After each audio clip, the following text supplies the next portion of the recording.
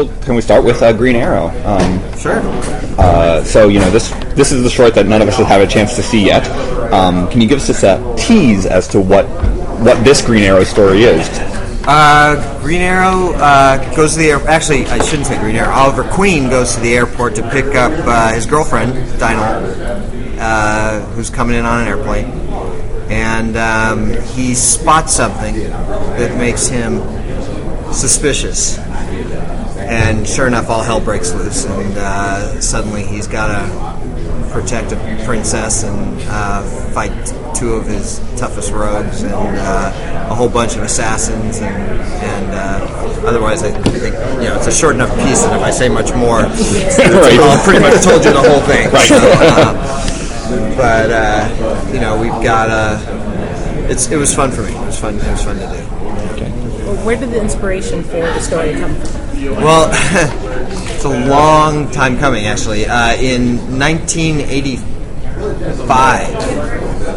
I wrote a Black Canary miniseries that strongly featured Green Arrow. So it was, and there was stuff I'd wanted to do in that. It was a 4-issue miniseries, and I was young. I mean, I was 22.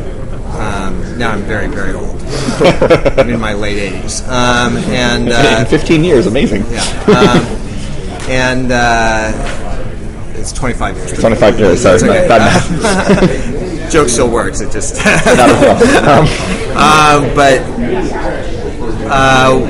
wrote the miniseries, and the first issue got penciled and part of the second issue. And then this guy named Mike Grell said, I want to do the Longbow Hunters. And so it was like Mike Grell, Greg Weisman, and it really wasn't much of a contest. Right.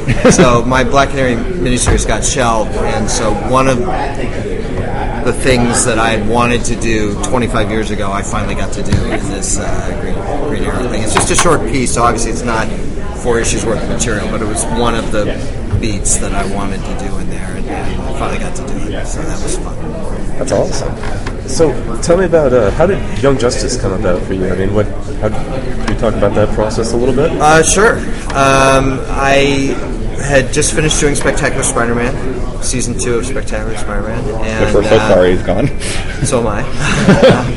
And We'll talk about that. Sam Register and Michael Jelinek, actually, who are over at Warner Brothers, brought me in for a meeting, and they teamed me up with Brandon Vietti, who had just directed Red Hood, and I'd worked with Brandon on and off for years at Sony, at Warner Brothers, at various places, doing a bunch of stuff. So I knew Brandon. I mean, I never worked one-on-one with him like this, but it was a good match, and Sam said, we want to do something with the young heroes, something sort of Justice League, and something sort of Teen Titans, but not Justice League and not Teen Titans, and it was very intimidating to both Brandon and I. I mean, we knew the kind of show we wanted to do, but Justice League Unlimited is so iconic. It's such a great show, and Teen Titans is such a great show. It's very different, but and we're like, we don't want to do that. We don't want to do this. We want to find our own path, and so that's what we tried to do with Young Justice, is sort of find a way into it that was unique, and I think we found it. I think we got this great character designer, Phil Barrasso, who's just coming off of Crisis, and he did a unique take on these characters and a unique take on his own style, so it doesn't quite look like Crisis, but it doesn't look like anything you've seen before, and he just gave some beautiful stuff, and we came up with this sort of covert ops idea, and we were going to sort of reset the DC universe and start it young and be on Earth 16 and all that stuff that we talked about in the panel. As long as we're talking Young Justice, how much input did you have over the lineup of the heroes? Yeah. Especially, you got to debut in the teaser for Young Justice, or the teaser image for Young Justice showed the new Aqua lad before he'd even shown up in the comics. Yeah. What I did right at the beginning was put together a list of about 50, I never counted, but something like 50 or 60 teenage heroes from the DC universe. We went through that list, and Brandon and I, to try and come up with a diverse group that fit the tone of the series, which fit the themes of the series, which is secrets and lies. The idea that we're doing with teen heroes, and the thing about teenagers is that they've got something to prove. They've got something to prove to their parents, to their teachers, to their peers, to themselves. So we tried to come up with a group.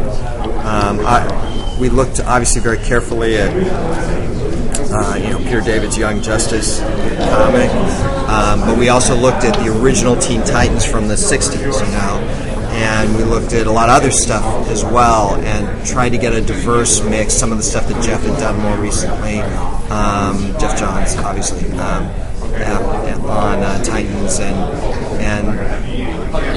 put together a group that felt like it would work for us, keeping in mind that our Earth is, the heroic age is new. Like the old pre-crisis Earth 2, the heroic age was in the late 30s, early 40s, and in what we used to call Earth 1, it was sort of in the 70s or 50s or whatever, and it's been rebooted so many times, but for us, our idea is that we're on Earth 16, and the heroic age only began 10 years ago when Superman first put on that cape and started flying around the job. So if you sit there and you go, well, Superman's only been around 10 years, Batman's only been around 9 years, if you're going to do Robin, what Robin are you going to do? And it's like, well, you're going to do Dick Grayson. He was the first Robin, so you're going to do Dick Grayson. If you're going to do Kid Flash, you're not going to do Impulse, you're not going to do Bart Allen, you're going to do Wally West, because that's where the universe began.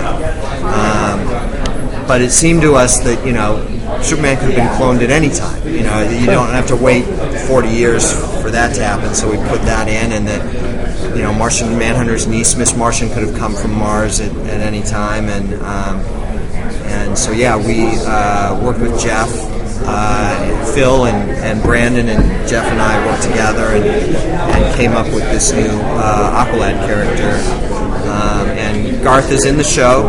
Garth is not this Aqualad. This is not Garth with a race change, an ethnicity lift. Garth is in the show, but this new character is our Aqualad. She's not Arrowhead, but she's not Arrowhead. Artemis. She's not Speedy. She's not Wonder Girl. She's not an Amazon. She's Artemis, and she's an existing DC character. So that's all I'm going to say. But if you do your research, she's not hard to find. Okay. Is there anybody? I know Jeff had mentioned that the lineup will grow and sort of maybe not grow, but we'll see different characters than just the initial tease. Is there anybody though that you really wish? God, I wish we could find some way to fit this person in. Maybe the show is a huge canvas, and we've got a lot of characters. We start off with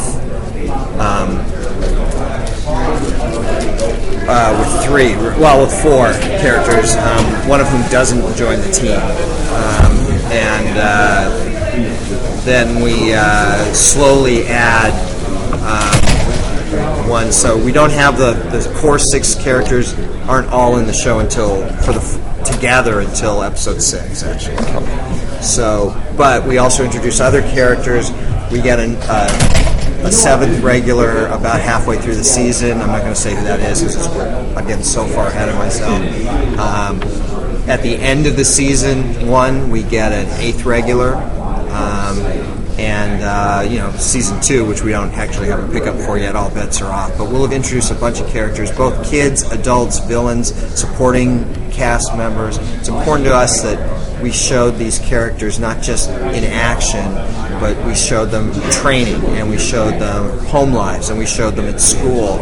We want to get a well-rounded and very grounded, realistic approach to this DC universe. The scope is wide. So our Justice League, we revealed at a panel yesterday, our Justice League is relatively new. The Justice League's only been in existence for 3 or 4 years, but it's already grown to a membership of 16. And so when you talk about other characters I wanted to fit in, I can have anyone I want. But it is sometimes hard to, we are focused on these 6 leads, so, I wrote Captain Atom for years, and I love Captain Atom, and he's in the show, but I keep wanting to give him a bigger role in the show, but he's got no connection to these 6 teens, so it just hasn't worked out. And it makes me nuts because I love Captain Atom. But I also, Batman, Red Tornado, Black Canary have all three characters who I love have very big roles in the show. Obviously, Superman, Martian Manhunter, Aquaman, Flash, Green Arrow have big roles in the show. Captain Marvel, Zatara, these are all characters who have pretty substantial roles in the show. But there are a few that they're there, but we just don't see much of just because they've got no immediate connection to these six. So like Wonder Woman's in the show, Captain Atom, Hawkman, Hawkwoman, two Green Lanterns, Hal and John are in the show. And we see them, but they're kind of background characters because they don't have a direct connection, connective tissue to our leads. So ultimately you've got to service the lead. Okay.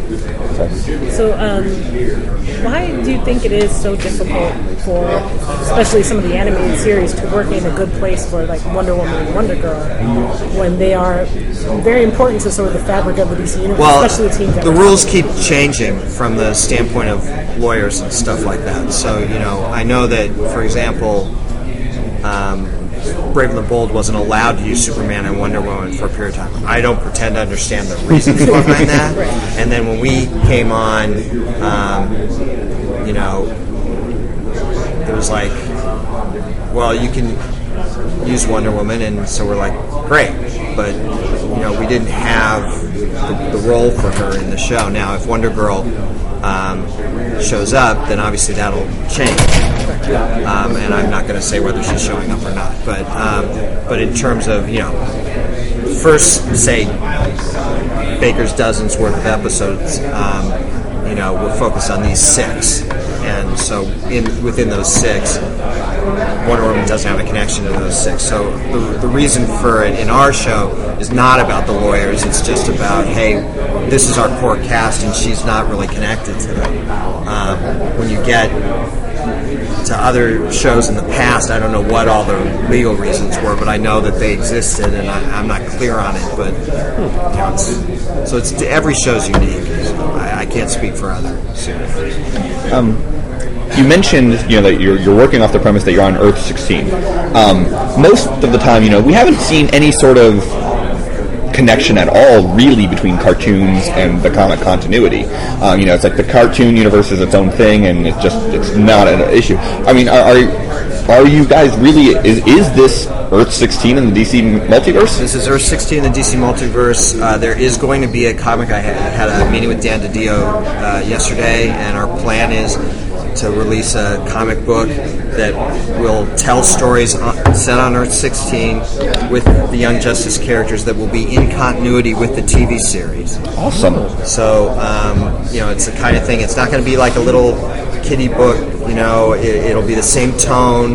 The kids, I think, can enjoy, but that, fanboys can enjoy, and that we can, the geeks all over will like, and it'll be the same tone in continuity with the series, and so we're trying to get that worked out, and both of those things will be set on Earth 16. Now, we're not planning any crossovers with the main DC Earth, but obviously things like the Black Manta revelation, that's going to be true, and Jeff's stuff over on the main Earth, and it's true for us on Earth 16. But there are going to be some differences here and there between things. Again, in our universe, the superheroes are all relatively recent. We've got some superheroes who existed in the 40s, but then there was sort of this big gap until Superman showed up pretty much around the year 2000, give or